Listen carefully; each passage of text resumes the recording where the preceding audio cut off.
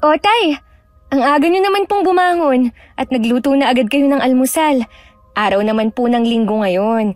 Dapat nagpapahinga na muna kayo. Pupunta kasi ako sa bahay ni Tia Marisa mo. Meron silang pinapagawa ng malaking kabinet. Kaysa naman sa iba pa nila ipagawa, sa akin na lang. Sayang din naman kasi yung babayad nila sa akin. Ganun po ba? Kaya pala ang aga nyo. Sabay na tayong mag-almusal. Hayaan mo na muna mga kapatid mong matulog. Wala namang pasok sa eskwela. Sige po tay, ako na lang din ang magtitimpla ng kape nyo. Siya nga pala. Nabalitaan ko sa iba nating kamag-anak na uuwi daw ang anak ng Tia Marisa mo mula Amerika.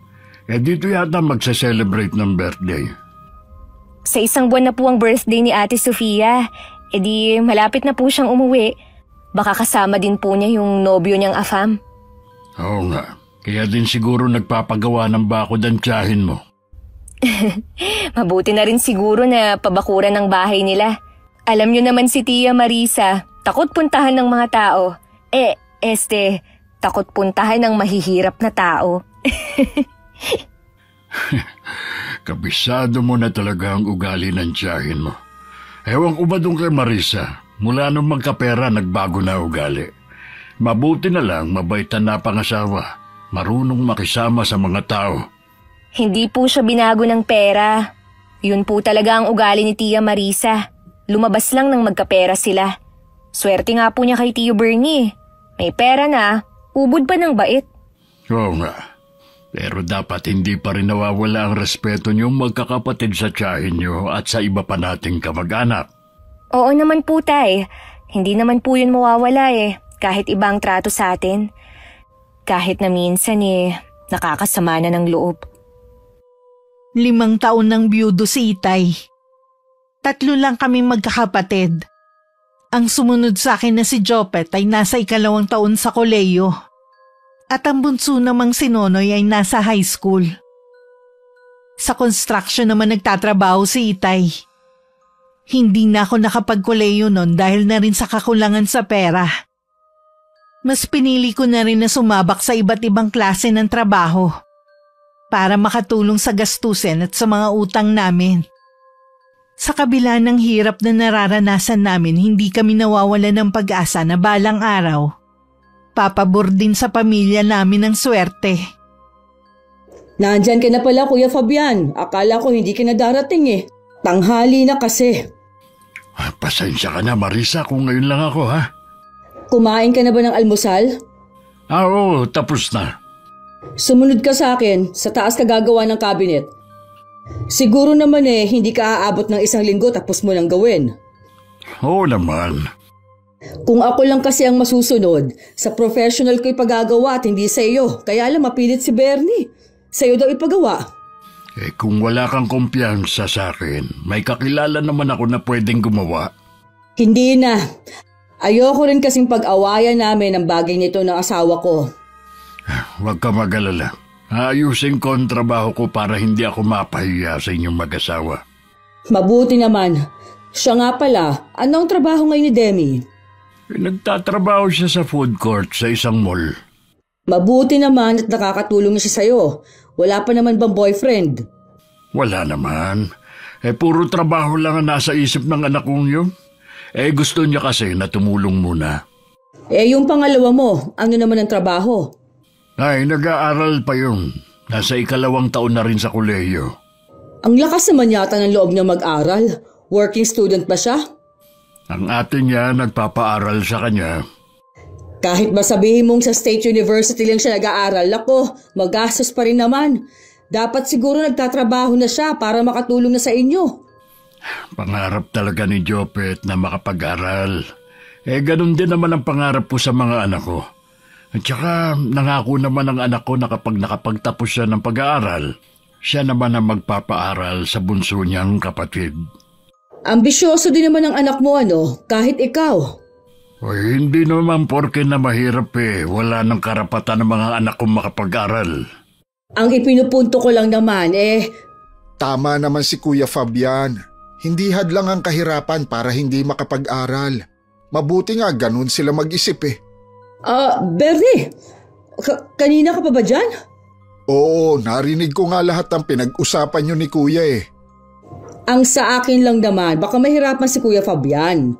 Mabaon na naman sila sa utang gaya na nagkasakit ang asawa niya. Mabuti nga, nabayaran na nila lahat eh. Labas na tayo sa mga plano nila sa buhay. Hindi naman sila humihingi ng pera sa iyo eh. Oo nga pala, naalala ko may pupuntahan nga pala ako. Maiwan ko na muna kayo ha. Sige, mag-iingat ka. Pagpasensya nyo na ang asawa ko, Kuya. Umiiral na naman ang pagkamata pobre. Wala yun. Nasanay na naman ako sa pinsang kong yun. Pero kahit ganun siya magsalita, mabait naman. O paano yan? Maiwan na kita dito. Magpapadala na lang ako ng merienda mamaya kay Presi. Salamat nga pala at sa akin mo binigay ang trabahong ito. Malaking tulong din ito sa aming mag-aama. May tiwala kasi ako sa iyo na maganda ang kalalabasan ng cabinet na ipagagawa ko. Kung may kailangan ka, magsabi ka lang. Tuwing wala akong pasok sa trabaho, ako talaga ang nakatoka sa paglalaban ng mga damit namin. Tinutulungan naman ako ni Nonoy. Pero hindi si Jopet na abala sa pag-aaral kahit nasa bahay lang. Nakasaing na rin ako. At hinihintay na lang ang pagdating ni Itay para sana itanong kung ano ipapabili niyang ulam. Madilim na nung dumating siya. At may dalang mga tirang ulam mula sa bahay ng tiyahin ko. Malamang po si Tio Bernie ang nagpadala sa inyo, no? Oo. Wala naman daw kasing kakain kaya binigay na lang niya sa akin. Iinitin ko po ang iba. At yung matitira makikilagay po ako sa ref ng kapitbahay natin. Bibigyan ko na rin po sila. Oo nga, marami naman yan. Yung dalawa nga pala. Si Jopet po nasa kwarto nag-aaral. Si Nonoy naman po nagpaalam na maglalaro lang daw po ng basketball. Tinulungan ka naman ba sa paglalaba kanina? Opo, Tay.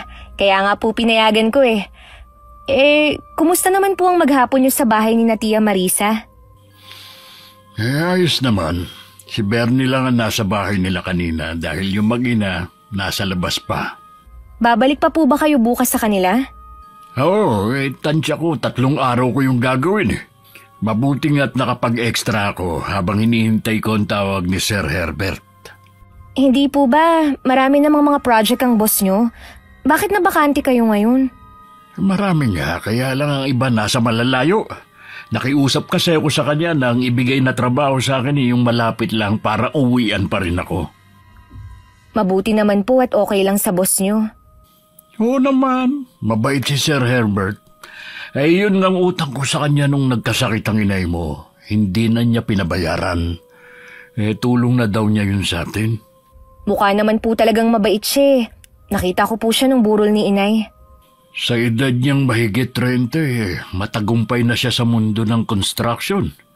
Sa sobrang pagkasubsob sa trabaho, hindi niya yata naalalang manligaw. Ibig niyo pong sabihin, Tay, wala pa rin siyang pamilya? Minsan nga kapag magandang mood, binibiro ko na bakit hindi pa mag-asawa. Para meron na mag-aalaga sa kanya pag uwi niya galing trabaho. Sabi lang niya hindi pa daw dumarating ang babaeng magpapatibok ng puso niya. Tingin ko po, Tay, pihikan sa babae ang boss nyo. Yun din ang palagay ko. Mainit na ba yung ulam? Ay, opo, Tay. Ibibigay ko lang po ito sa kapitbahay natin at tatawagin ko na rin si Nonoy. Sige, ako na maghahain para pagbalik nyo ikakain na tayo. Nakasalubong ko na rin naman si Nonoy habang papunta ako sa court. Naliligo pa siya sa sariling pawis. Inakbayan ko naman siya kahit nanlalagkit ang katawan at sabay na kaming umuwi sa bahay. Pagdating nakahain na si Itay at nakaupo na sila sa hapag ng kapatid ko. Pinagsaluhan namin ng gabing yun na masaganang hapunan. Noon lang kasi kami nagkaroon ng maraming klase ng ulam. Kinabukasan dahil 10:00 pa naman ang pasok ko, nagluto na muna ako ng almusal namin. Nauna nang umalis ang dalawa para pumasok sa eskwelahan. Kami naman ni Itay sabay na umalis ng bahay. Tinanghali ka na naman, Kuya. Mas late pa nga ngayon. Sabi kasi ng asawa mo, ganitong oras ako pumasok eh. Kahapon kasi ginabi na ako ng pag-uwi. Kuya, ako ang magbabayad sa'yo at hindi si Bernie, kaya sa akin ka sumunod. Pasensya ka na. Aagahan ko na lang bukas. Ibig sabihin, hindi mo pa matatapos ang ginagawa mong cabinet ngayon? Ano ba yan? Ang bagal mo namang gumawa, kuya. Kung alam ko lang sana, sa iba ko nilang ipinagawa. Pasensya na kung nababagalan ka sa trabaho ko. Gusto ko kasing pulido ang pagkakagawa ko para hindi naman nakakahiya sa inyong dalawang mag-asawa. Meron namang iba dyan na mabilis gumawa pero pulido. Pasensya ka na talaga, pinsan. Hayaan mo, kapag may inalok na trabaho si Bernie, tatanggihan ko na sa susunod. Ano yan? Paawa na naman? Naku, hindi Marisa.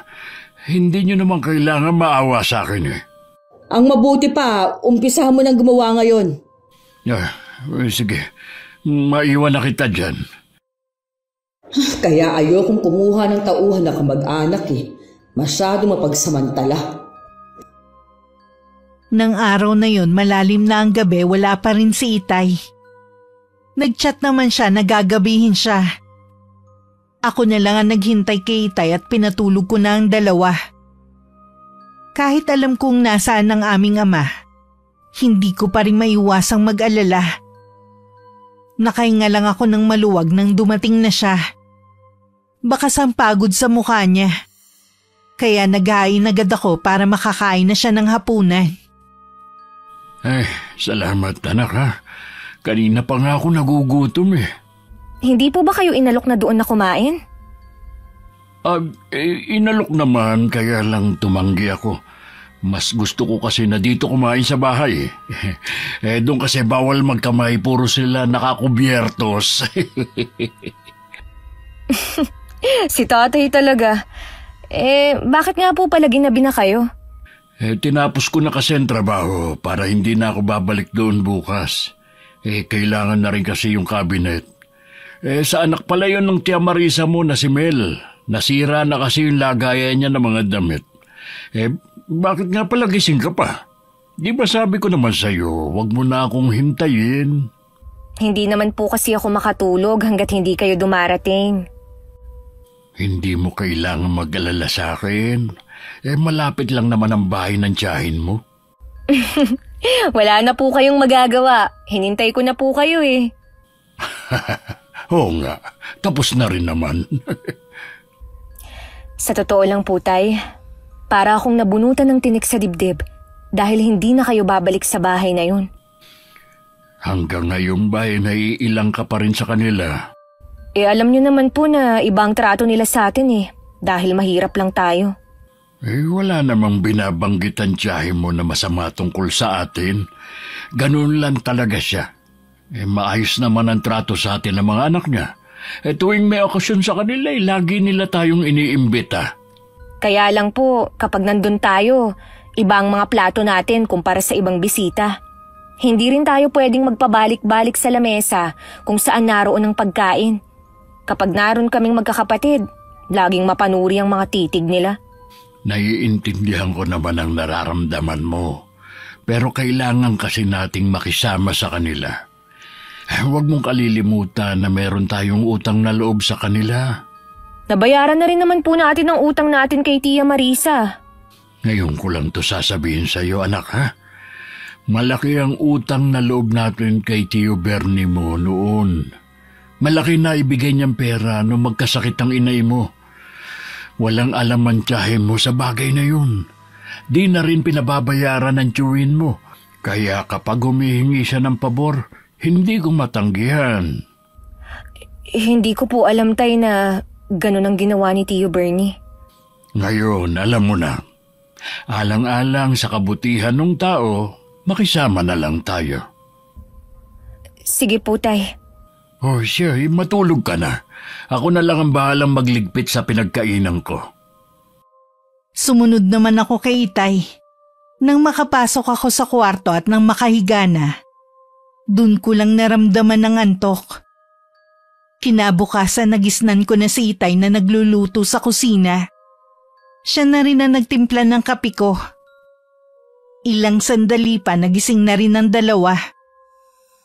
Matuloy na lumipas ang 1 linggo. Wala pa rin trabaho nun si Itay. Kita na rin ang pagkainip sa mukha na nararamdaman niya. Kumusta po ang lakad niyo, Tay? Ano po ang sabi ng boss niyo? Wala pa siyang project sa malapit lang eh. Kaya nga siya nalulungkot din. Habang wala pa po kayong trabaho, ako na lang po muna ang bahala sa mga gastusin dito sa bahay. Hindi naman pwede yun, anak. Ako ang padre de pamilya sa bahay na ito. Hindi tama na sa'yo namin lahat iasa. Pansamantala lang naman po eh, habang wala pa kayong trabaho. Parang gusto ko na ngang tanggapin yung inaalok ni Sir Herbert sa akin eh. Malaki rin kasi ang arawan at isasabay na lang daw niya ako pag-uwi para makatipid ako ng pamasahe. Iyon nga lang, lingguhan ako makakauwi. Bahala po kayo kung tatanggapin niyo ang alok niya. Wala naman pong problema sa amin kung lingguhan ang uwi niyo eh. Iyon nga lang po, maninibago kami na hindi namin kayo kasama sa hapunan. Sabi naman ng boss ko kapag nagkaroon ulit ng project dito sa malapit, kahit hindi pa tapos ang trabaho lilipat niya ako agad. Yun naman po pala eh. Ang lakas niyo po pala sa boss niyo. Gusto ko rin muna makausap ang 2 mong kapatid bago ko magdesisyon. Sige po, Tay. Kahit ano pa po ang maging desisyon niyo, lagi po akong nakasuporta sa inyo. Salamat, anak. Alam ni Itay na maliit lang talaga ang sahod ko. At hindi ko kakayanin ng gastos lalo't may pinapaaral akong kapatid. Kaya kahit mabigat sa loob niya, napilitan na rin siyang tanggapin ang trabaho sa malayo. 2 linggo na siyang nagtatrabaho doon nang biglang sumulpot sa bahay namin si Tia Marisa. Kahit ako nagulat sa pagdalaw niya. Kayo po pala, Chang. Tuloy po kayo. May kailangan po ba kayo? Wala ka yatang kasama. Ako nga lang po ngayon sa bahay eh. Nabanggit nga pala ng Itay mo na nag-aaral ang mga kapatid mo. Buti nakakayanan mo. Opo, hati naman po kami ng gastusin ng Itay. Nasaan nga palang Itay mo? Sa Sabado pa po ang uwi niya. Malayo po kasi yung trabaho niya eh. Ganun ba? May kailangan pa naman ako sa kanya. Sasabihin ko na lang po sa kanya kung ano ang sadya niyo. Nagustuhan kasi ng kaibigan ng anak ko yung ginawang cabinet ng Itay mo. Gusto rin kasi sana niya magpagawa. Nako, hindi na po yun maaasikaso ng Itay eh. Hindi ba niya pwede maisingit yun? Nakakaya kasi sa kaibigan ng anak ko eh. Itatanong ko na lang po kay tatay pag uwi niya. Siya nga pala, kumusta naman ang trabaho mo? Ayos lang naman po. Di ba maliit lang naman ang sahod mo? Wala ka bang balak maghanap ng trabaho na mas malaki ang sahod? Sa ngayon po ayos lang naman po ang trabaho ko. Hindi naman po kami nagkukulang. Tsaka mahirap po maghanap ng trabaho ngayon. Sa bagay nga. Hindi ka nga pala nakatapos kaya paano ka makakahanap ng magandang trabaho, di ba? Si Jopet na lang pala talaga ang pag-asa ng pamilya niyo. Sana lang hindi siya mag-asawa kaagad. Dahil kung hindi, sayang ang sakripisyo mo. Nangako naman po ang kapatid ko na hindi agad mag-aasawa eh. Siya po kasi ang magpapaaral sa bunso naming kapatid. Huwag ka muna magsalita ng tapos. Mahaba pang lalakbay ng kapatid mo. Marami ang pwedeng mangyari. Baka hindi niya matupad ang pangako niya sa inyo. Kasama po sa ipinagdarasal ko lagi na sana walang maging problema sa mga plano namin. Pareho talaga kayo ng Itay mo. Masyadong madrama sa buhay. O siya, aalis na ako. Pakisabi lang sa tatay mo, ha? Tumango na lang ako sa tiyahin ko. Nang makaalis siya, tsaka ako naman itinuloy ang ginagawa ko. Habang abala ko, hindi ko napigilang maalala ang trato sa amin noon ni Tia Marisa. At iba pa namin kamag-anak na mas maganda ang buhay. Kapag sumasagi yun sa isip ko, hindi ko maiwasan na malungkot. At minsan pa nga naiiyak pa ako dahil naaawa ako sa sarili ko. Dumating ang araw ng Sabado. Pinagpahinga ko lang muna si Itay bago ko binanggit ang pagpunta ni Tia Marisa. Ano daw ang kailangan? Tay, gusto raw magpagawa ng cabinet yung kaibigan ni Ate Mel. Nagustuhan daw po kasi ang gawa niyo eh. Ganun ba? Ay, paano kaya ito? May trabaho naman ako. Yun nga po ang sabi ko eh. Baka raw pwede niyong maisingit. Hindi naman kasi yun magagawa ng isang araw lang. Kahit may katulong pa ako. Kung ako lang ayoko nang tanggapin niyo pa yun. Linggo na nga lang ang pahinga niyo eh. Kaya lang nakakahiya naman sa Tia Marisa mo. Hindi niyo po kailangan mahiya. Alam naman nilang may trabaho kayo eh. Ako na lang din po ang magsasabi para hindi na kayo mahirapang humarap. Sige anak, ikaw na lang ang bahalang magsabi. Akin na po pala ang mga damit niyong pangtrabaho. Lalabhan ko na po. Salamat anak ha. Ay, may dala nga pala ako dyan ng mga mamon, merienda at baon ng mga kapatid mo. Dahil sa kaabalahan ko sa trabaho at sa gawaing bahay pag-uwi, hindi ko na naalala na dumaan sa bahay ni Tia Marisa para sabihin hindi magagawa ni Itay ang cabinet. Nang makita kong parating ang tiyahin ko, tsaka ko lang naalala. Magmamano sana ako pero iniwas niya ang kamay niya. Napasyal po kayo, Chang. Ang Itay mo? Nasa trabaho po. Hindi pa ba siya bumabalik dito sa atin? Hindi pa po eh. Mukha pong matatagalan ng trabaho niya sa malayong lugar. Di ba dati naman? Sa malapit lang siya nagtatrabaho. Bakit ngayon mas gusto niya sa malayo? Hindi naman po sa gusto niya sa malayo. Kaya nga lang walang project sa malapit ang boss niya. Kaya wala po siyang pagpipilian kundi tanggapin ang trabaho kahit malayo. Nabanggit mo ba sa tatay mo ang sinasabi ko? Opo. Kaya lang po hindi niya magagawa. Kapos po siya sa oras Bakit hindi niya kaagad sinabi? Sinabi ko pa man din sa kaibigan ng anak ko na pumayag na ang tatay mo. Bakit naman po kasi ganun ang sinabi niyo? Sana po hinintay niyo muna ang sagot ni Itay. Malay ko bang hindi pwede ang Itay mo? Dati naman kasi kahit anong ipagawa ko, hindi siya tumatanggi. Dati po yun, dahil nasa malapit lang ang trabaho niya. Baka naman pwede niyang gawa ng paraan. Wala naman siyang pasok ng araw ng linggo Iyon na lang po kasi ang pahinga ni Itay At nagsisimba po kami sa araw na yan. Bakit ba ang hirap ng pakiusapan ng ama mo ha? Nagmamalaki na yata siya ngayon Baka nakakalimutan ninyo noong mga panahong walang-wala kayo. Hindi naman po kami nakakalimot, Chang.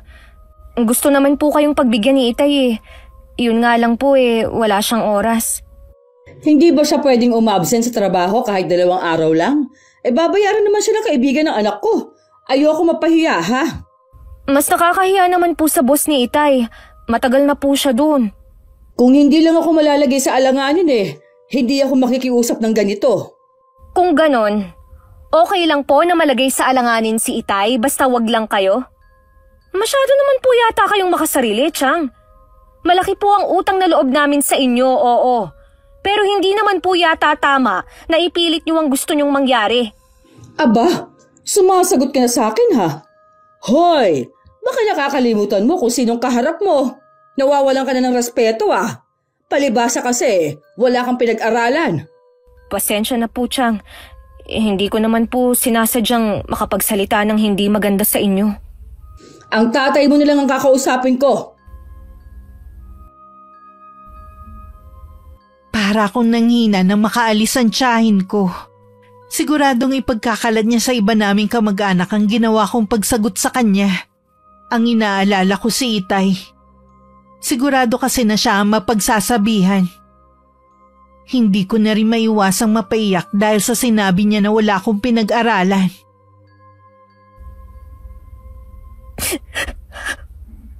Hindi ko naman ginusto na hindi makapagtapos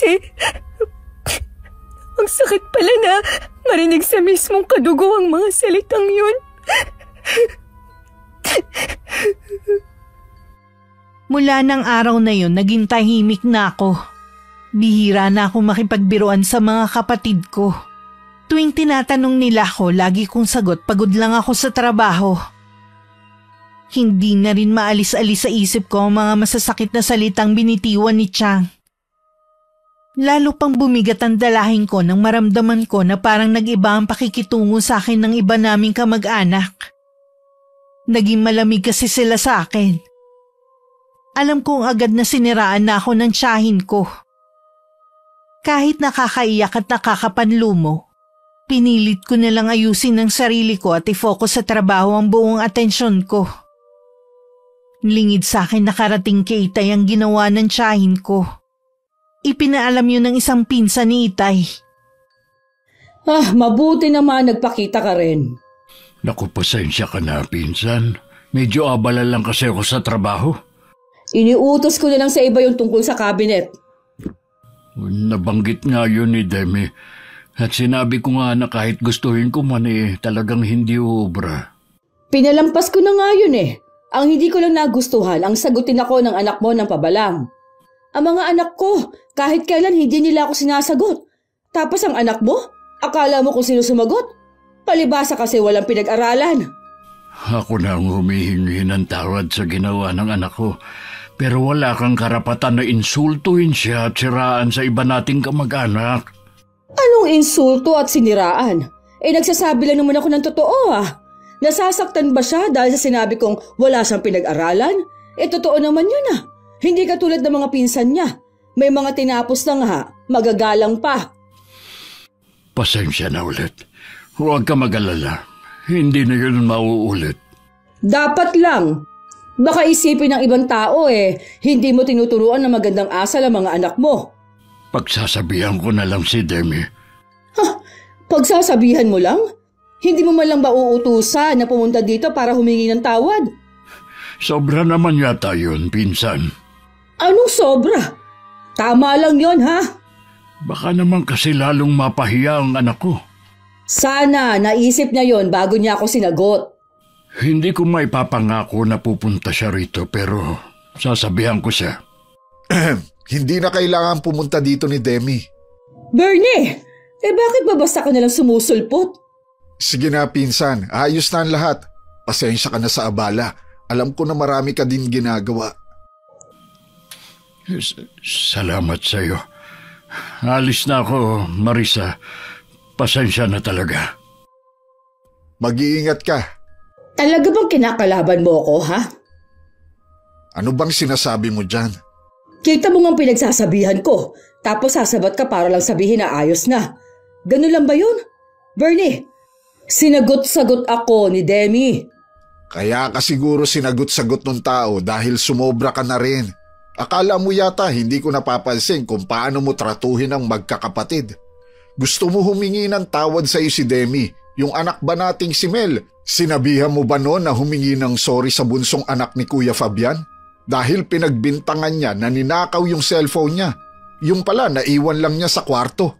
Bakit kailangan gawin yun ni Mel? Sino ba sila? Kita mo na, tumitingin ka rin sa katayuan ng isang tao. Masyado mong minamaliit ang mga taong yon at minamata. Para yun lang, pinapalaki mo na. Ikaw ang nagpapalaki ng lahat. Sinisiraan mo ang sarili mong pamangkin sa mga kamag-anak nyo. Sigurado ko may dagdag bawas pa yun. Ginawa ko lang naman yon dahil nainis ako. Pero hindi naman paninira ang ginawa ko Totoo naman na sinagot niya ako. Kung hindi mo rin naman aayusin ang trato mo sa kanila, huwag ka nang hihingi ng pabor sa kanila. Nakakahiyayang inaasal mo. Akala mo naman pinanganak kang may gintong kutsara sa bibig. Sobra ka naman yata. Parang hindi asawa ang turing mo sa akin Ikaw ang sumusobra na. Dahil lang sa mga anak natin kaya nagagawa ko pang pagtiisan ang ugali mo. Kapag hindi ka pa magbago, iiwanan na kita. Nakaramdam naman ng takot si Tia Marisa sa bantang yun ng asawa. Inaalala agad niya kung saan na siya kukuha ng pambili niya ng mga luho kung hihiwalayan siya ni Tio Bernie. Samantala, kinausap naman ako ni Itay pagdating niya sa bahay. Tahimik lang ako habang nagsasalita siya. Wala ka bang sasabihin? Ano pa po bang sasabihin ko?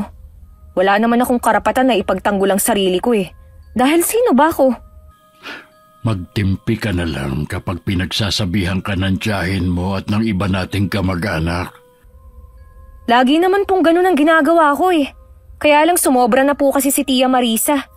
Noon pa, galit na siya sa aming magkakapatid. Lagi niya kaming hinahanapan ng butas para masiraan sa iba nating kamag-anak. Ikaw na lang ang magpasensya kung ganun man ang ginagawa sa inyo. Dahil mahirap lang tayo. Wala ba tayong karapatan ng mga tuwiran? Lagi na lang bukang bibig na bastos at wala kaming modo. Samantalang sila hindi man lang tayo nire-respeto. Huwag na lang natin itong pag-usapan. Iwasan mo na lang na sumagot ng pabalang sa kanila.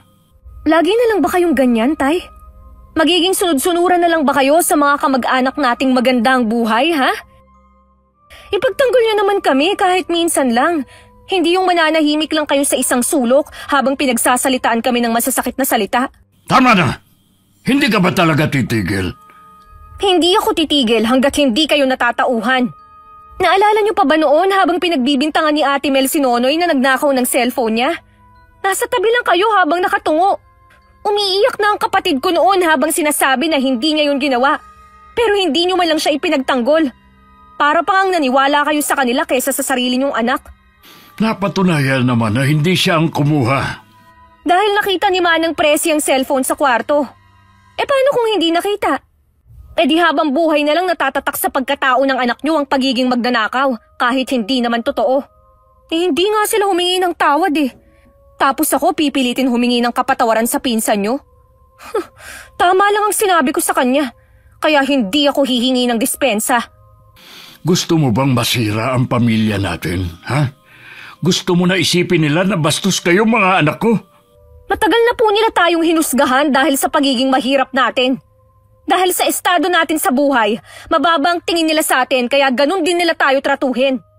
Kung patuloy niyo pa po silang ituturing na kamag-anak, bahala po kayo. Pero ako, wala nang pakialam sa kanila. Masama pa rin ang loob ko kay Itay. Hindi pa rin siya nagbabago. Mas mahalaga pa rin sa kanya ang sasabihin ng mga kamag-anak namin. Gusto niya maganda ang maging imahe niya sa mga yun kahit isakripisyo pa niya kami. Hindi man lang niya kami ipagtanggol sa kanila.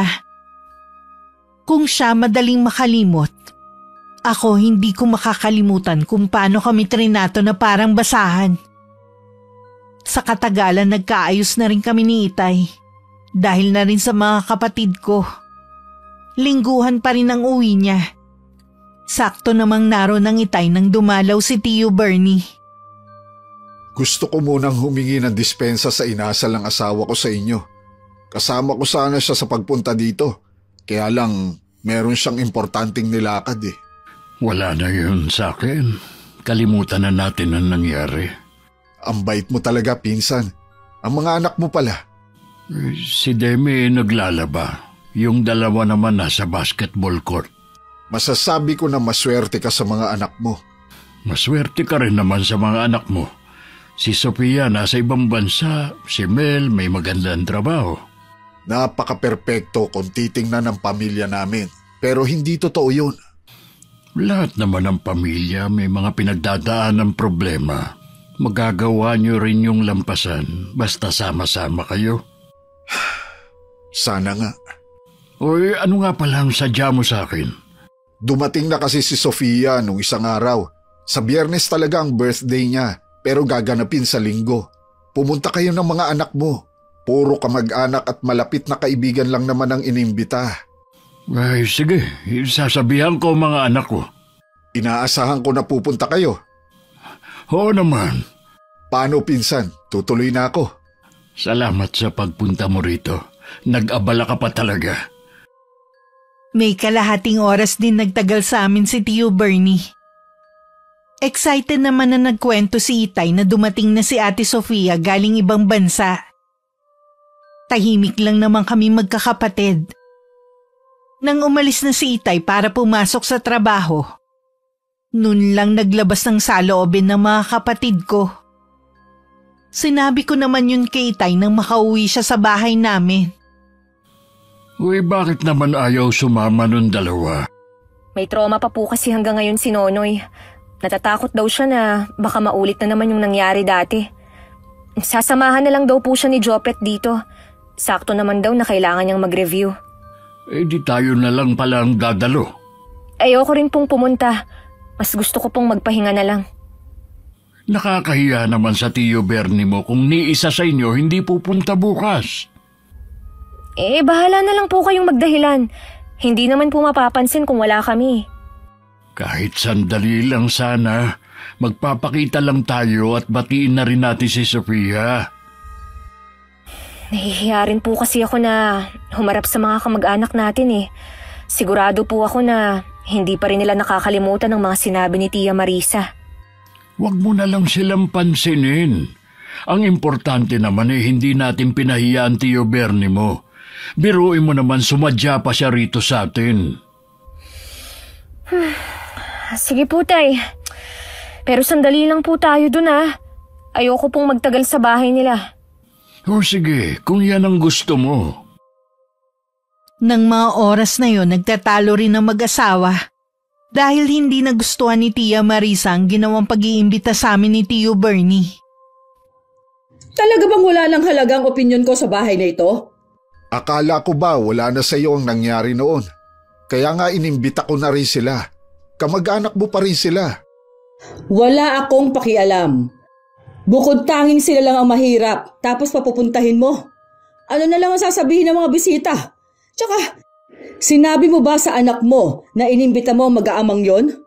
Malinaw naman na sinabi ng anak mo. Lahat ng kamag-anak ninyo, imbitado. Hindi mo lang kasi naintindihan ang sinabi niya.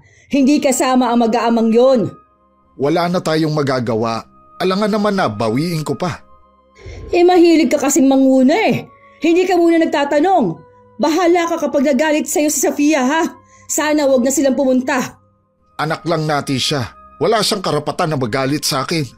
Wag mo sanang kalilimutan na siya ang may kaarawan at hindi tayo. Hindi ko alam kung ano ba talaga ang punot dulo ng galit ninyo sa kanila. Wala namang ginagawa ang mag-aama. Napakababaw naman na dahilan ang pagiging mahirap nila. Kasi nga mga abusado rin. Makita mo kapag dumating sila, para silang mga patay gutom. Kapag nasira ang party ng anak mo walang dapat sisihin kundi ikaw. Naiiling na lang si Tio Bernie habang sinusundan ng tingin ng asawa. Parang gusto rin niyang pagsisiyan ang naging desisyon. Bigla tuloy siya nag-alala sa aming mag-aama. Sa gabi ang party ng pinsan ko kaya marami pang oras para maghanda. Para hindi naman nakakaya, bumili na rin kami ng regalo ni Itay. Hindi ko lang sigurado kung magugustuhan yun ng pinsan ko. May pagkasosyal din kasi yun. Huwag na kaya tayong tumuloy, Tay. O bakit naman? Kinakabahan po kasi ako hindi ko alam kung bakit. Sandali lang naman tayo dun Babatiin lang natin yung may birthday. Sayang naman yung regalo natin kung hindi may bibigay. Mabuti sana kung magustuhan ni Ate Sofia. Alam niyo naman na suplada yun di lalo na ngayon. Sanayin mo na sarili mo na laging makisalamuha sa mga kamag-anak natin. Hindi tama na lagi kayong nangingilag sa kanila. Hindi namin sila pangingilagan kung mabait po sila sa amin. Mabuti pa, magayos ka na. Maya-maya lang iaalis na tayo. Sige po, Tay. Dumating kami sa bahay ni na Tia Marisa na may mga bisita na. Halos lahat kamag-anak namin. Binati ko naman silang lahat at nagmano ko sa mga matatanda. Hinanap ko rin ang pinsan ko para maibigay ang regalo ko sabay bati sa kanya. Matipid ng ngiti lang ang ginanti niya sa amin ni Itay. Pagkatapos umupo na kami sa sulok. Mula sa kinauupuan ko nakita kong pinadala ni Ate Sofia ang regalo namin kay Manang Presi. At hindi isinama sa mga regalong naroon. Nalungkot naman ako at nakaramdam ng hiya. Puro kamag-anak pala natin ang narito. Ang iba po hindi ko nakilala. Ang mahalaga naman binati mo sila at nagbigay galang ka sa matatanda. Tay, umuwi na lang po tayo. O bakit na naman? Kinakabahan po kasi ako kanina pa Nakakahiya naman kung uuwi na tayo agad. kumain na muna tayo para hindi sayang ang pagpunta natin. Wala pa naman pong sinasabi na pwede nang kumain. O, pwede na sigurong kumuha ng pagkain. Yung iba'y may bit-bit na eh. Hintayin na lang po natin na makakuha ang lahat. Ayoko na may masilip na naman sa atin ng tiyan. Ay, ako na lang ang kukuha ng pagkain natin. Hintayin mo na lang ako rito para makauwi na rin tayo. Sandali lang, Tay. Ay, sana lang talaga. Tama na pumunta kami. Tuloy-tuloy na si Itay sa mahabang mesa kung saan naroon ang mga pagkain. Lumingon pa siya sa akin sabay ngiti. Dahil nakatuon ang pansin ko kay Itay, hindi ko na namalayan ang paglapit ni Tia Marisa at pag-upo sa tabi ko. Ikaw lang ba, Iha, ang dumalo? Kami lang po ni Itay ang pumunta. Nasaan ang Itay mo? Kumukuha po siya ng pagkain. O bakit? Nagpasabi naman na pwede na kumain. Hindi pa po ba? Nakita po kasi namin na may mga ilan ng bisita ang kumukuha. Pambihira talaga kayong mag-ama. Para kayong patay gutom. Huwag naman po kayong magsalita ng ganyan. Pinsang buo nyo naman po si Itay eh. Ayun na nga eh. Kilala ko kayo, kaya ako nasasabi to. Nagdala ba naman kayo ng regalo, ha? Meron naman po kaming dala. Inabot ko na po kay Ate Sofia. Akala ko wala eh. Kapag ganun, nakakahiya talaga kayo maging kamag-anak. Aalis na lang po kami ng Itay. Ay, wag mo nga akong dramahan ha. Kumain muna kayo bago umalis. Hindi na po, Chang. Maraming salamat na lang po. Habang nag-uusap pa kami ni Tia Marisa, dumating naman si Itay dalawang plato na puno ng pagkain. Hindi naman nakaligtas sa akin ang pagtalim ng mga mata ng tiyahin ko habang nakatingin sa mga plato. Ang dami naman yan, kuya. Ay, naparami ang lagay ko eh. Lahat kasi mukhang masasarap. Siguro naman mabubusog na kayo sa kinuha ninyo, no? Baka naman bumalik pa kayo para kumuha ng pagkain. Ha? Sapat na ito sa amin. Pwede bang doon kayo sa medyo tagong lugar? Parating na rin kasi ang ibang bisita eh. Sige, lilipat na lang kami ng lamesa. Alam ko na pareho kaming nararamdaman ni Itay. Gusto ko na rin lumubog nun sa inuupuan ko.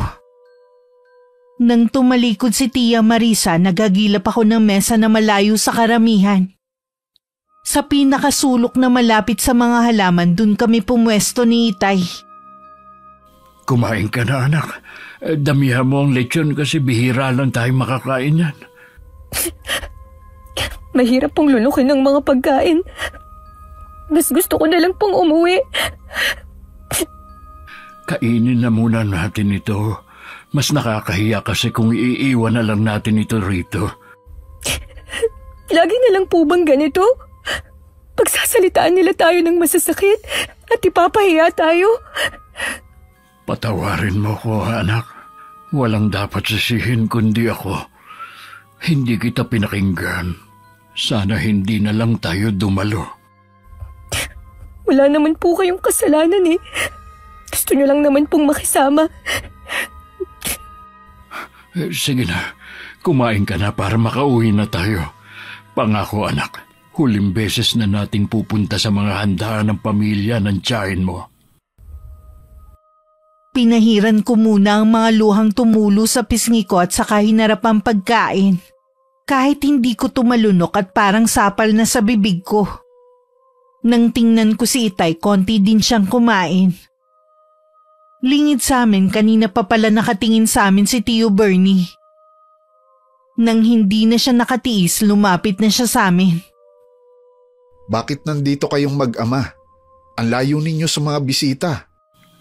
Ay, ayos lang kami rito. Magpapaalam na rin kami sa'yo. Hindi na kami magtatagal. Salamat sa pag-imbita mo sa amin. Pamilya kayo, kaya hindi ninyo kailangan magpasalamat. Ikaw, Demi, bakit ka umiiyak? Bigla po kasing sumama ang pakiramdam ko, kaya uuwi na lang po kami. Nakita ko na kinausap kayo ni Marisa. May sinabi ba siya sa inyo? Wala naman. Tinanong lang niya kung bakit kami lang ang pumunta. Lahat kami natuon ng pansin sa tiling ng tiyahin ko. Namumula ang mukha niya sa galit habang palapit sa amin. Dinuro-duro pa niya ako nang makalapit. Ikaw! Ninakaw mo ang wedding ring ko! Kayo lang ang mahirap dito kaya walang ibang gagawa nun kundi ikaw.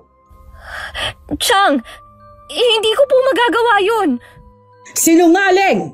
Pumasok ka lang sa pamamahay namin na wala na agad ang wedding ring ko. Huwag mong pagbibintangan ang anak ko. Hindi ko sila pinalaki na malikot ang kamay. Ipakukulong kita kapag hindi mo inilabas ang singsing ko. Baka naman kung saan mo lang nailagay. Hanapin na lang natin. Sigurado ako na kinuha ni Demi ang singsing ko. Walang ibang gagawa nun kundi siya. Suot ko pa yun kanina. Kaarawan ng anak natin. Huwag mo naman sanang sirain. Kung ayaw mo na tuluyang masira ang party ng anak mo, paalisin mo ang mag-amang yan. Nakakahiya magkaroon ng bisitang magnanakaw. Haalis na kami ng anak ko. Salamat sa pag-imbita sa amin. Pasensya na kayo, Kuya Fabian. Demi. Huwag kang humingi sa kanila ng pasensya. Dapat nga sila ang humihingi ng kapatawaran sa atin eh.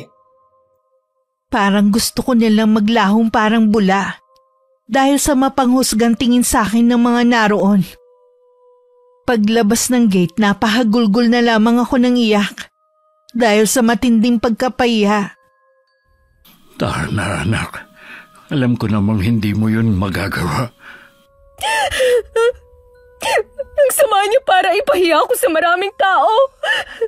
Tapos gusto pa niya akong ipakulong. Wala naman akong ninanakaw eh. Malinis ang konsensya natin. Alam ng Panginoon na wala tayong ginagawang masama sa kapwa natin. Hindi ko makakalimutan ang ginawa ni Tia Marisa sa akin. Tayo nang umuwi. Nang mapatapat kami sa basurahan, nakita namin dun ni Itay ang dala naming regalo. Kinuha ko yun. At napakuyom na lang ako dahil sa matinding galit. Ni hindi man lang tiningnan ang laman at basta na lang tinapon. Pagdating sa bahay, nagkulong lang ako sa kwarto. Si Itay na lang ang nagkwento sa dalawa sa totoong nangyari sa party. Buong gabi kong iniyakan ang pangyayaring yun. Akala ko dun na matatapos. Naikalat na rin pala ng tiyahin ko ang nangyari. Pakiramdam ko lahat na lang sa akin nakatingin. Ang pinakamasaklap na walan ako ng trabaho. Kapitbahay ko kasi ang nagpasok sa akin. Sinumbong niya ako sa amo ko. Ba't maaga kang umuwi ngayon? Wala na po akong trabaho, Tay. Tinanggal ako dahil magnanakaw daw ako. Ano ka mo? May nagsumbong po sa amo ko tungkol sa nangyari sa party. Makakahanap ka rin ng bagong trabaho. Mas maganda at malaki ang sahod. Huwag ka nang umiyak, anak. Bakit puro na lang kamalasan ang nangyayari sa akin? Hindi yan totoo, anak. Pagsubok lang ito sa atin. Puro na lang ba tayo pagsubok? Habang sila umaangat at tinatapakan ng mga katulad natin? Nonoy, ikuha mo ng tubig ang ate mo. Ayoko ng tubig. Hindi yan ang magpapakalma sa akin. Magpahinga ka na lang muna sa kwarto mo. Sinira nila ang buhay ko. At reputasyon na yun lang ang meron tayo. Naniniwala ako sa karma. Darating din ang araw na mapaparusahan sila sa ginagawa nila. Walang araw at gabi na hindi ako umiiyak. Ito ang namana ko sa aking ina. Mahina ang loob at madaling maapektuhan ng problema. Lagi lang akong tulala at minsan hindi ko makain. Labis na ang pag-aalala sa akin ni Itay at mga kapatid ko. Isang araw dumalaw si Tio Bernie. Nasa duyan lang ako noon at nakatingin sa kawalan. Walang reaksyon sa nangyayari sa paligid ko. Anong nangyayari kay Demi? Ilang araw na siyang ganyan. Sinusubuan ko na nga lang para kumain. Palagay ko masyado siyang naapektuhan sa mga nangyari. Natanggal din kasi siya sa trabaho. Hirap na rin siya makapag-apply. Pina-check up niyo na ba siya? Nakakaranas daw ng matinding depresyon ang anak ko. Madalas hindi na siya natutulog sa gabi. Sa araw ganun din. Minsan bigla na lang siyang iiyak dahil naiisip niya na hindi siya nakakatulong sa akin. Kung kailangan niyo ng tulong, magsabi ka lang at ako na ang bahala. Asawa mo ang dahilan kung bakit nagkaganyan ang anak ko.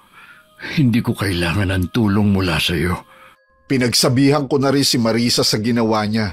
Wala rin siyang balak na magsampa ng reklamo. Dapat ko bang ipagpasalamat yun? Walang kasalanan ng anak ko. Wala siyang ninakaw na kahit na ano. Hindi ako magnanakaw, Tay! Hindi! Hindi totoo ang ibinibintang nila sa akin! Hindi ka magnanakaw, anak. Alam namin yun. Halika na sa loob ng bahay. May biskwit doon. Magmerienda ka muna, baka nagugutom ka na. Di ba sabi ng doktor, bawal kang magutom? Ayoko ng biskwit. Gusto ko ng tinapay. Ay, sige. Meron din doon. Teka, ikukuha kita. Inasikaso muna ako ni Itay bago niya muling hinarap si Tio Bernie. Tinawag din niya ang kapatid kong si Nonoy para bantayan ako. Lagi ba siyang ganoon? Oo. Para bang gusto niyang takasan ang realidad dahil sa sakit ng kalooban na naranasan niya. Tanggapin mo na itong pera. Huwag mo nang tanggihan. Lahat ng tulong ibibigay ko. Sabihin mo lang, pinsan. Salamat sa iyo. Ang layo talaga ng ugali mo kay Marisa. Sana sa iyo na lang nagmana ang mga anak mo. Magkahalong awa at galit ang nararamdaman ni Tio Bernie ng mga sandaling yun. Matinding awa dahil sa kalagayan ko. Galit dahil sa ginawa ni Tia Marisa. Pagdating sa kanila, agad niyang hinanap ang asawa. Pero sabi ng kasambahay nila hindi para umuuwi. Parang may bumubulong din sa kanya na halongkatin ng mga gamit nito na ginawa nga niya. Sa isang pouch na puro resibo, nakita niya doon ang pinagsanlaan ng wedding ring nila na sinasabi ni Chang na ninakaw sa kanya. Oh, hinihintay mo daw ako, sabi ni Presi. Sabi mo nawawala ang wedding ring natin. Pinagbintangan mo pa ang pamangkin mo. Ano itong resibo na ito? Nakalagay dito na isinanla mo bago ang party. Ay, hayaan mo ako magpaliwanag. Ano pa ang ipapaliwanag mo? Malinaw na sa akin na sinungaling ka. Anong klaseng pag-iisip meron ka? Pinahiya mo sa maraming bisita si Demi. Nawalan din ng trabaho dahil umabot sa bus niya ang nangyari. Hindi ko naman sinasadya. Wala lang akong pagpipilian. Tama na! Hindi mo na kailangan magpaliwanag pa. Kay Kuya Fabian at Demi ka magpaliwanag at humingi ka na rin ng tawad. Ano? Ihihingi ako sa kanila ng tawad? Bakit? Hindi mo kaya? Nagawa mo ngang sirain ang buhay ng pamangkin mo eh. Hayaan mo na lang sila. Wala namang kwenta ang mga taong yun. Ikaw ang walang kwenta. Ano ang pinagyayabang mo? Ito ba? Ha? Kukunin ko ito lahat para bumalik ka sa pagiging mahirap. Hihiwalayan na kita. Hindi mo magagawa yan. Matagal na tayo nagsasama. Maawa ka naman. Gagawin ko na ang gusto mo. Ihihingi na ako ng tawad kay Demi. Kailangan mo rin silang tulungan. Gusto mong hanapan ko ng bagong trabaho si Demi? Kanino ko siya irerekomenda? Hindi nga siya nakatapos. Ikaw rin naman Hindi ka nakatapos pero kung mangmata ka ng kapwa mo. Bakit ba ako ang kinakalaban mo? Dahil hindi ako makapaniwala na nagawa kong pakasalan ng isang ganid at matapobre na babaeng katulad mo. Lahat ng sabihin mo, tatanggapin ko. Hihingi din ako ng tawad sa mag-ama. Tutulungan ko makakuha ng bagong trabaho si Demi. Huwag mo lang akong iwan.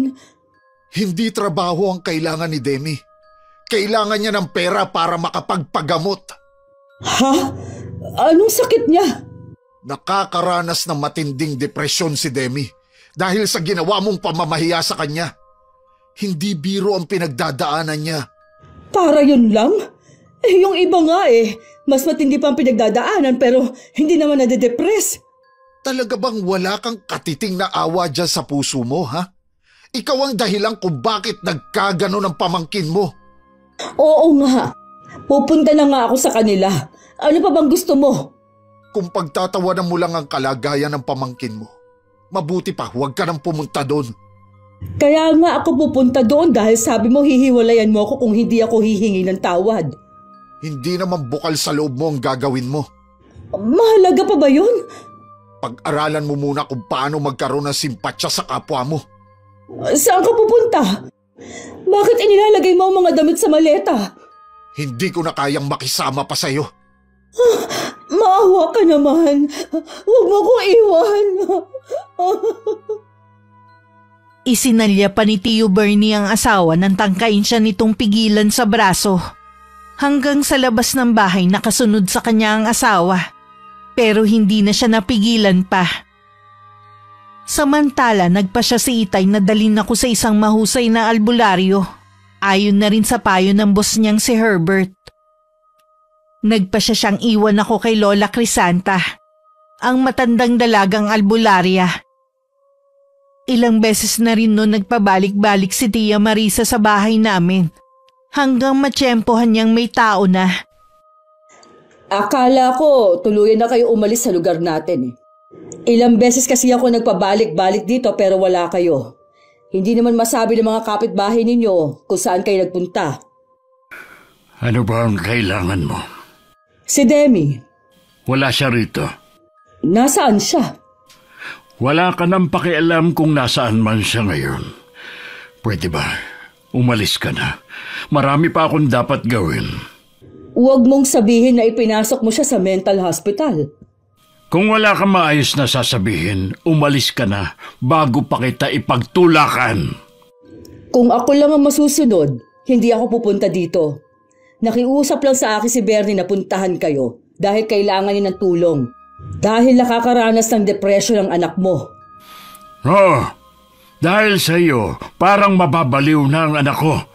Pagkatapos mo siyang pagbintangan na kinuha niya ang wedding ring mo, yung pala isinanla mo lang para pambili mo ng mga luho.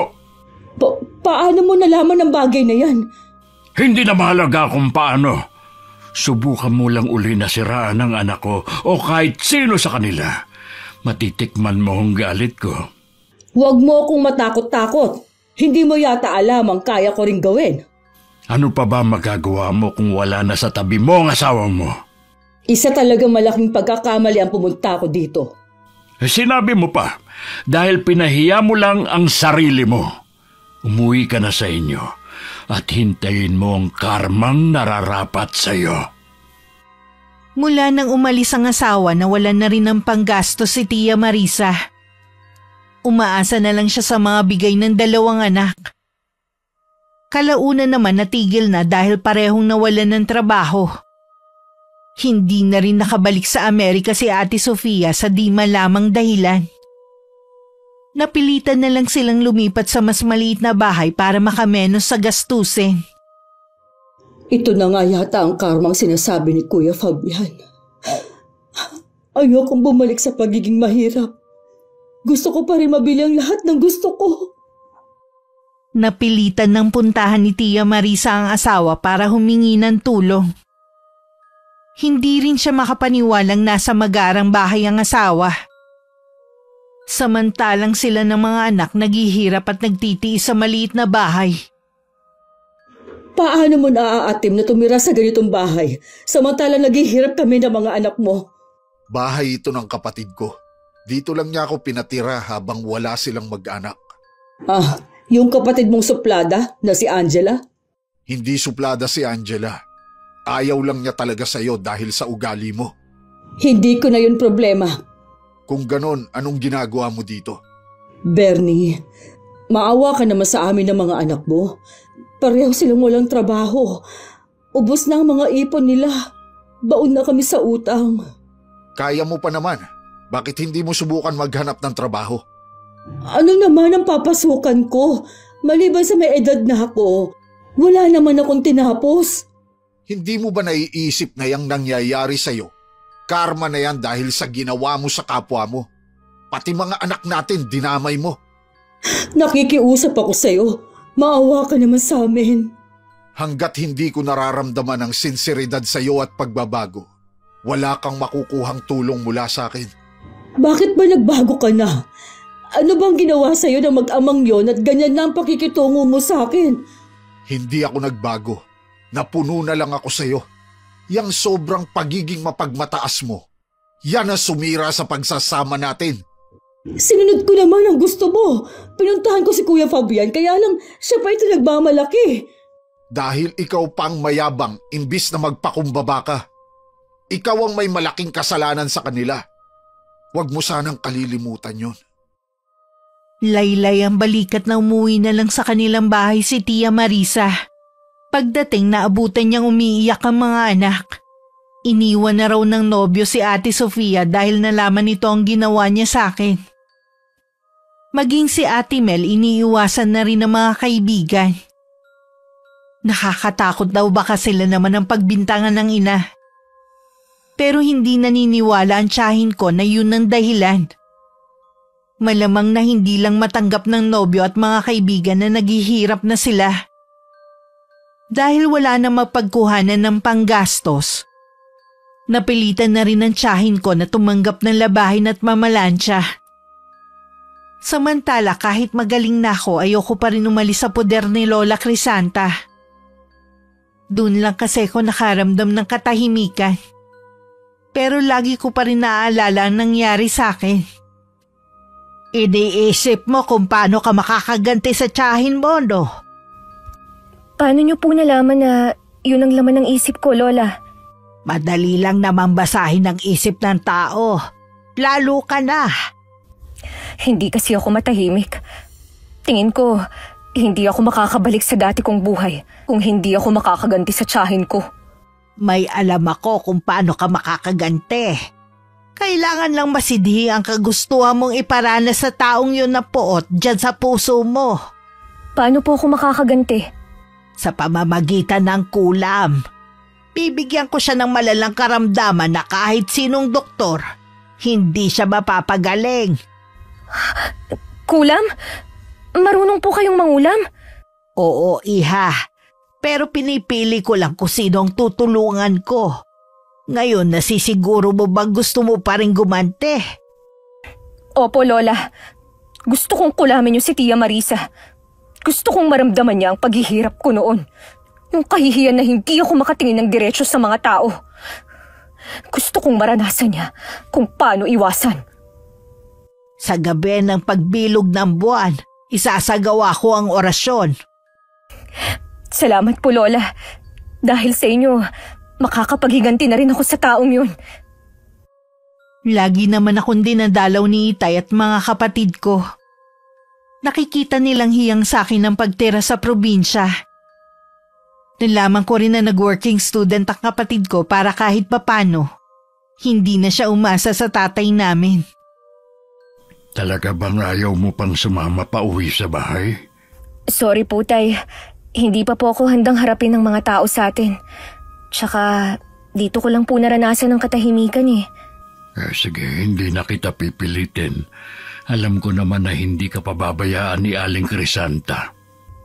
Inaalagaan niyo po akong mabuti. Para na rin po akong nagkaroon ng isang ina o lola sa katauhan niya. Basta, kapag handa ka na, lagi lang kaming naghihintay sa iyo. Opo, Tay. Namimiss ko na rin naman kayo eh. Kaya lang, mas nangingibabaw ang takot ko. Lagi mong tatandaan, anak. Hindi ka namin pababayaan ng mga kapatid mo, ano man ang mangyari. Alam ko naman po yun. Masaya ako na kahit gaano pa kaabala si Itay at mga kapatid ko, nagagawa pa rin nila akong dalawin. Bala ko naman nang umuwi pagkatapos maisagawa ang paghihiganti ko. Nang makauwi nga si Itay, muling dumalaw sa kanya si Tia Marisa. Ano na naman ang ginagawa mo dito? Nakita ko kayong dumating. Dinalaw niyo siguro si Demi. Bakit hindi niyo pa isinasama pa uwi? Masaya na ang anak ko kung nasaan man siya ngayon. Kaya tigilan mo na ang kakatanong ng tungkol sa kanya. Pamangkin ko naman siya. Wala naman sigurong masama kung kukumustahin ko siya. Alam ko naman na gusto mo lang makichismis sa nangyayari sa kanya, hindi dahil nagmamalasakit ka. Dapat siguro, ikaw ang kumustahin ko. Kumusta na ba ang bagong buhay mo? Pansamantala lamang ito. Babalik din sa dati ang buhay naming mag-iina. Matayog ka pa rin sa kabila na bumagsak ka na. Ano ba ang gusto mo? Gayahin ko kayo? Hindi ko sinabi na gayahin mo kami. Ang gusto ko, lumayo ka na sa amin. Patahimikin mo na kami. Paano ko gagawin yun? Kayo nga ang ugat kung bakit na bagong buhay namin eh. Dahil sa inyo, nagalit si Bernie at iniwan kami. Kami pa talaga ang sinisisi mo? Hindi ka pa talaga natatauhan sa karma na nangyayari sa'yo? Hindi karma ang tawag dito. Sinusubukan lang ako kung hanggang saan ang itatagal ko. Hindi ako susuko katulad ng anak mong nabaliw. Walang hiya ka talaga! Napakasama mo! Ngayon lang ako nakakilala ng taong natutuwa sa kapahamakan ng ibang tao. Huwag ka magalit kuya kung nagsasabi lang ako ng totoo. Hindi ka ba talaga aalis? Hintayin mo ako't kukunin ko ang itak ko. Bahala nang makulong basta maipaghiganti ko lang ang anak ko. Huwag kuya! Nababaliw ka na rin yata. Kung hindi ka pa aalis, ibabaon kong itak na ito sa katawan mo. Nagtatakbo naman sa takot palayo si Tia Marisa. Nang araw na yon, nagpa siya ang Itay na umalis na sa bahay na yon. Para na rin hindi sila guluhin ng tiyahin ko. Naisip na rin na ibenta yun ni Itay para makapagsimula kami ng bagong buhay. Hindi lang si Itay ang ginugulo ng tiyahin ko, maging si Tio Bernie. Nang sumunod na araw, bumisita ulit sa kanya ang asawa. Ano na naman ba ang kailangan mo? Nabigyan ko na ng trabaho ang mga anak natin. May trabaho na nga sila. Hindi naman sila nagbibigay ng panggastos sa bahay. Kausapin mo na lang sila. Alangan naman na sila ang masunod kaysa sayo. Ang titigas ng ulo nila. Hindi ko alam kung saan ako nagkamali ng pagpapalaki sa kanila. Wala namang perpektong pagpapalaki. Pero sana tinuruan mo sila kung paano maging mabuting tao. Lagi na lang talaga sa babae ang sisi kapag mali ang pagpapalaki sa mga anak. Hindi kita sinisisi. May mali rin ako. Dapat nun pa pinutol ko na ang sungay nila para hindi na sana sila lumaking mapagmataas. Pero naisip ko, namamana nga siguro ang ugali. Sa'yo kasi nila nakuha ang ugali nilang yun. Huwag na lang natin silang pag-usapan. Ang gusto ko sana, magkaayos na tayo. Pasensya na, hindi mangyayari ang gusto mo. Mas masaya at kontento na ako na nakalaya sa'yo. Hindi kaya meron ka ng ibang babae? Walang ibang babae. Mas gusto ko na lang muna na ilaan ang oras ko sa trabaho at sa sarili ko. Hindi ako naniniwala sa'yo. Alam ko na meron ka ng iba. Huwag mo sanang kalilimutan na kasal ka pa rin sa akin. Mag-asawa pa rin tayo sa mata ng mga tao at sa mata ng Diyos. Hindi ko nakakalimutan yon. Pero ikaw, maraming nakalimutan. Isa na doon ang pagiging makatao. Wala ka nang ginawa kundi ungkatin ang bagay na yan. Tapos mag-aaway na naman tayo dahil sa nangyari kay Demi? Nakakasawa na! Paulit-ulit na lang ang problema natin. Hanggat hindi mo binabago ang ugali mo, hindi matatapos ang problema. Kahit naman baguhin ko ang ugali ko, hindi ka na rin naman babalik sa akin, hindi ba? Para din naman sa kabutihan mo ang gusto ko. Pwes, ayoko magbago. Ganito na ako habang buhay. Bahala ka na kung ganon. Pakiusap lang. Huwag mo na akong puntahan dito. Kahit makailang ulit nang sinabihan si Tia Marisa ng asawa, hindi pa rin siya tumitigil sa panggugulo. Makailang beses na rin siyang pumunta sa bahay namin. Kung hindi pa siya sinabihan ng kapitbahay namin na lumipat na sina Itay, patuloy pa rin siya sa pagpunta ron. Saan kaya sila lumipat? Hindi ko sila titigilan hanggat hindi ko nasisira ang mga buhay nila gaya ng ginawa nila sa akin. Nawala sa amin ang karangyaan dahil mas silang kinampihan ni Bernie. Yun namang tangang asawa ko, masyadong naawa sa kanila. Mas maganda sana kung makita ko si Denny, sa kanya ko ibubunto ng galit ko. Dumating ang araw kung saan isasagawa ni Lola Crisanta ang orasyon. Hindi ko maikakaila na excited na ako na mararanasan na rin ni Tia Marisa ang ginawa niya sa akin. Nasa isang sulok lang ako at nanonood sa ginagawa ng matandang babae. Sa sahig nagkalat ang nakasinding mga kandila. May papel din kung saan nakasulat ang pangalan ng tiyahin ko. Magdamag na nagsagawa ng orasyon si Lola Crisanta hanggang sa makatulog ako. Ha? Anong ginagawa ko rito? Nakatulog ka na kanina madaling araw. Natapos niyo ba ang orasyon? Oo naman, iha.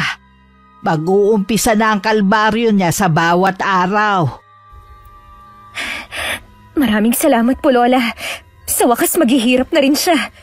Dahil sa ginawa ko, makakaramdam ako ngayon ng matinding pagkahapo. Matanda na kasi ko kaya madali na mapagod. Ayos lang po ba kayo, Lola? Oo naman, pahinga lang ang kailangan ko. Ako naman po ang mag-aalaga sa inyo. Huwag niyo na po munang isipin ang mga gawain dito sa bahay. Salamat, iha. Para na rin ako nagkaroon ng apo sa katauhan mo. Ganon din po ako. Para na rin akong nagkaroon ng lola sa presensya niyo. Kapag bumalik ka sa inyo, piliin mo pa rin na ibalik ang dati mong buhay, ha? Huwag ka patatalo sa mga pagsubok na darating sa'yo. Hangad ko pa rin na maging masaya ka.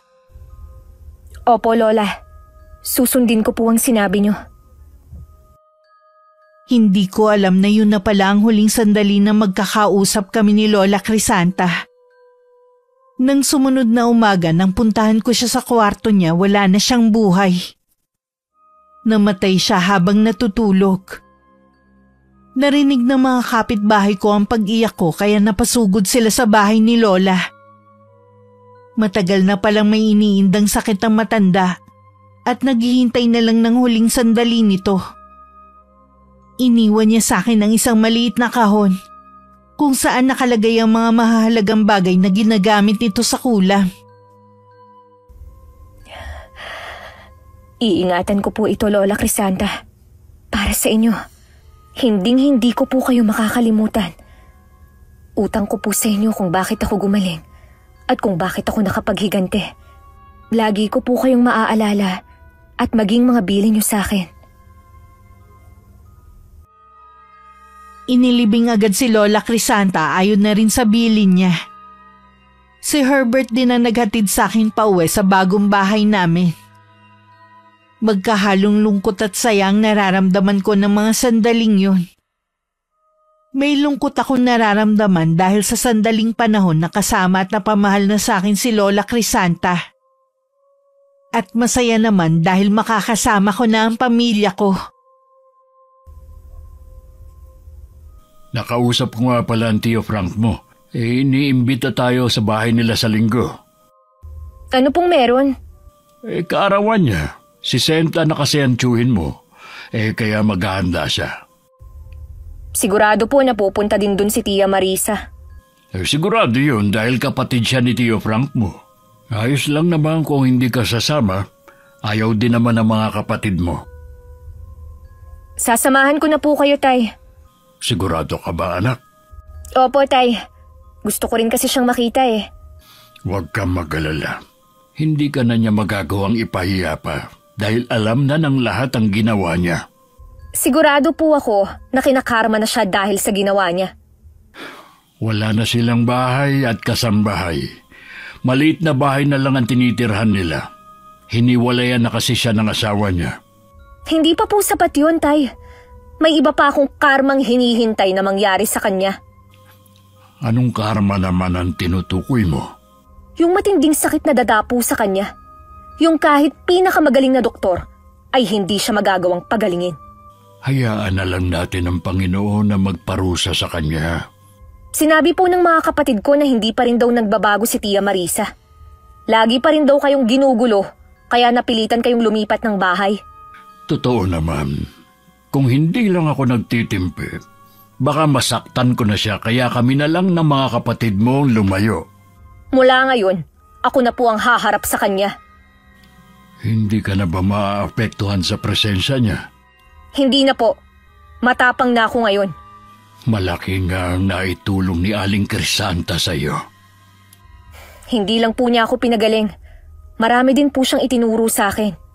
Hindi ko po siya makakalimutan habang nabubuhay ako. May mga gabi na tinitingnan ko ang kahon na iniwan sa akin ni Lola Crisanta. Meron pala dong libretang itim. Iniisip ko na pag-aralan yun.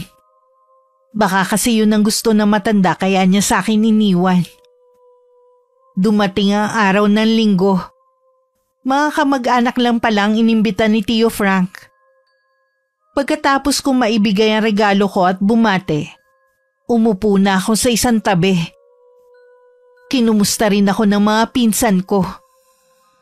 Naramdaman ko naman ang senseridad sa mga pagtatanong nila. Sa di kalayuan naroon ng tiyahin ko. Mapanuring tingin na naman ang binabato niya sa akin. Lumapit ako at saka ko siya binate.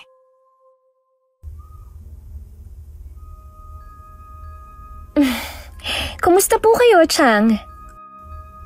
Ayos lang, Iha. Kumusta ka na? Balita ko, nagkaroon ka daw ng depression? Kahit naman po sino magkakaroon ng depression dahil sa ginawa nyo. Ikaw ba naman ang pagbintangan na nagnakaw ng wedding ring? Tapos malalaman ng lahat na isinanla nyo lang pala para ipambili ng luho? Tumigil ka nga sa pinagsasabi mo. Ay, wag na po kayong mahiya. Alam naman po ng mga narito ang ginawa nyo. Baka gusto mong ingud-ngud kong pagmumukha mo sa sahig nang matigil ka na sa mga sinasabi mo. Subukan mo. At ako mismo ang gagawa nun sa'yo. Pareho talaga kayo ng anak mo. Bakit ba kasi pumunta pa kayo dito? Sinisira niyo lang ang party ng kapatid ko. Ikaw ang sumira dahil sa ugali mo. Mabuti pa anak, umuwi na tayo. Tutal na bati na rin naman natin ang Tio Frank mo. Sige po, Tay. Ikaw naman, Chang. Lahat ng kahihiyan na naranasan ko noon, mararanasan niyo rin. Lumapit din si Tio Bernie para pigilan ng asawa sa balak nitong pagwawala. Nagsumbong kasi ang mga anak nila sa kakaibang ikinikilos ng tiyahin ko nitong mga huling araw. Madalas daw kasi nilang makitang nakikipag-usap sa sarili. Hayaan mo na lang. Paalis na rin sila. Anong hayaan? Ipinahiya ako ng babaeng yon. Pinahiya mo rin naman siya noon. Mas matindi pa nga eh. Tama lang naman yun sa kanya dahil mahirap lang sila. Buti nga sa kanya at nabaliw siya. Sa tingin ko, ikaw ang mas nababaliw. Sabi ng mga anak natin, madalas mong kausapin ang sarili mo. May kausap naman talaga ako ng matandang babae. Ang sabi niya sa akin, may balak yang si Demi na kulamin ako. Biruin mo, ipakukulam ako ng babaeng yon. Kaya ngayon pa lang, humanap ka na ng mahusay na albularyo para mapigilan natin siya. Ang mabuti pa umuwi ka na. Nakakahiya na kasi ang mga pinagsasasabi mo. Pinagtatawanan ka na ng mga bisita. Walang nakakatawa sa mga sinasabi ko. Aray, ang sakit ng tiyan ko. Nag-uumpisa na ang kulam sa akin. Sabi kasi na matanda, kapag nagkita kami ni Demi, tsaka mag-uumpisa ang sumpa. Maririnig sa buong paligid ang tawanan. Hinila na lang ni Tio Bernie ang asawa para mailayo sa lugar. Sumama na rin ang dalawa nilang anak dahil sa sobrang hiyang nararamdaman. Pagdating sa bahay, doon na nag-umpisang tubuan ng makakating butlig ang balat ni Tia Marisa. Nang mga sumunod na araw, naging magaspang na ang balat niya. Naging kulubot na rin ang kanyang muka. Tumawag sa akin ang mga anak natin. Ano bang nangyayari sa'yo? Hindi ko rin maipaliwanag. Ilang doktor na ang tumingin sa akin pero hindi pa rin nila matukoy ang sakit ko. Nasaan sina Sofia at Mel? Iniwan na nila ako. Ikinakahiya nila ako at nandidiri sila sa akin. Hindi na nga ako makalabas ng bahay. Wala na akong naririnig sa mga tao kundi karma na raw ito sa akin. Maaaring totoo ang sinasabi nila. Ayaw mo pa kasing magbago noon pa. Hinintay mo pang sapitin mo yan. Maghahanap ako ng mahusay na doktor na titingin sa'yo. Maniwala ka sa akin. Hindi ako kayang pagalingin ng doktor. Kinulam nga ako. Kung yan ang lagi mong iisipin, hindi ka talaga gagaling. Albularyo ang kailangan ko. Yun ang hanapin mo. Sige, susubukan ko magtanong sa mga taga rito. Kapag gumaling ako, pangako, magbabago na ako. Hindi inaasahan ni Itay na dadalaw si Tio Bernie sa amin. Siya raw ang nag-aalaga kay Tia Marisa dahil nilayasan daw ng mga anak nila. Nabanggit din niya ang pagkakasakit ng asawa. May alam ka ba pinsan na albularyo? Uy, bakit yun ang hinahanap mo? Dapat dali mo na siya sa doktor. Ilang doktor na kasi ang tumingin sa kanya, hindi naman siya mapagaling-galing. Tingin ko pa, lalo siyang lumalala. Baka nga albularyo na ang makapagpagaling sa kanya. Albularyo ang nagpagaling kay Demi. Kaya lang ipatay na siya. Ganun ba? Sayang naman, wala na pala siya. Wala rin naman akong kilala pa. Pero magtatanong na rin ako sa mga kakilala ko. Ngayon pa lang, nagpapasalamat na ako sa'yo. Alam ko na malaki ang kasalanan sa inyo ni Marisa. Tingin ko, nagsisisi na siya. Kung kailan may sakit na siya, tsaka lang niya napagtanto ang mga mali niyang ginawa. Lagi talagang nasa huli ang pagsisisi. Oo nga. Sabi ko nga, hindi pa naman huli para magbago siya. Nakaratay na lang ba siya? Hindi naman. Kaya lang ayaw niyang lumabas ng bahay. Naririnig daw niya kasi ang mga bulungan ng mga tao tungkol sa kanya tuwing lumalabas siya. Dati, nagagalit ako sa kanya pero ngayon, awa na lang ang nararamdaman ko. Sana gumaling pa rin siya.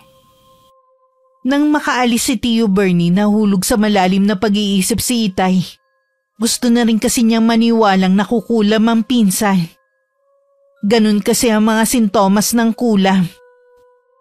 Tay, narinig ko po ang napag-usapan niyo ni Chong. Nakakaawa naman ang kalagayan ng Tia Marisa mo. Yun po ang tunay na karma sa kanya. Magtapat ka nga, Iya. May alam ka ba sa nangyayari sa tiyahin mo? Bakit niyo naman po nasabi yan? Pasensya ka na, anak. Kalimutan mo na ang tanong ko. Hindi nga nakapagtataka na may kumulam sa tiyahin mo dahil sa ugali niya. Malamang isa sa mga nakaalitan niya. Hayaan na lang po natin sila. Labas na po tayo sa kung ano ang nangyayari sa kanila. Mabuti pa, ang pag-usapan na lang po natin yung tungkol sa planong panliligaw ni Herbert. Hindi nga ako makapaniwala nang magpaalam siya sa akin . Matagal na pala siyang may gusto sa'yo. Kaya nga lang nahihiya sa akin. Napatunayan niyo naman po na mabuti siyang tao . Ay kaya nga pumayag na rin ako. Alam ko mapapabuti ka sa kanya. Kaya naman ibinigay ko na sa kanya ang basbas ko. Salamat po, Tay. Anak, sana balang araw mapatawad mo rin ang Tia Marisa mo. Mas masarap pa rin kasing mabuhay na walang kinikim-kim na galit sa dibdib. Opo, Tay. Matulin na lumipas ang mga araw, linggo at mga buwan. Sinagot ko na rin si Herbert at nagpaplano ng magpakasal. Masasabi kong masaya at kontento ako sa buhay na meron ako ngayon. Sa pagdating ni Herbert, parang nabura lahat ng hinanakit ko sa buhay. Dahil sa pag-aakalang puro kamalasan na lang ang nangyayari sa buhay ko. Kabaliktaran naman ang nangyayari kay Tia Marisa. Bagamat malakas pa rin, Hindi naman niya magawang lumabas ng bahay dahil nahihiya siya sa itsura niya. Ikakasal na pala si Demi. Talaga? Natutuwa ako para sa kanya. Balita ko mayaman ang napangasawa niya. Sana hindi siya tumulad sa akin na binago ng pera. Sa bagay, iba naman siya. Alam ko na magandang pagpapalaki sa kanya ng mga magulang. Natutuwa ko na hindi ko na nararamdaman ang galit sa iyo. Nakakapagod din naman ang laging galit sa mundo. Mas magaan na rin ang dibdib ko. Sana, balang araw, mapatawad ako ni Demi at ng iba ko pang nasaktan. Huwag kang magsawa sa pagdarasal. Ipadaan mo sa kanya ang paghingi mo ng tawad sa mga taong nasaktan mo. Sigurado na may katugon ang mga panalangin mo. Maraming salamat din at hindi mo ko iniwan. Sana, huwag kang magsasawa na samahan ako. Hindi kita iiwan gaya na sumpaan natin noon. Hindi man kami nagkikita ni Tia Marisa. Sa kaibuturan ng puso ko, pinatawad ko na siya. Bagamat nalulungkot ako dahil wala nang lunas ang sakit niya, nagdadasal pa rin ako na sana magkaroon ng himala na gumaling pa rin siya. Wakas,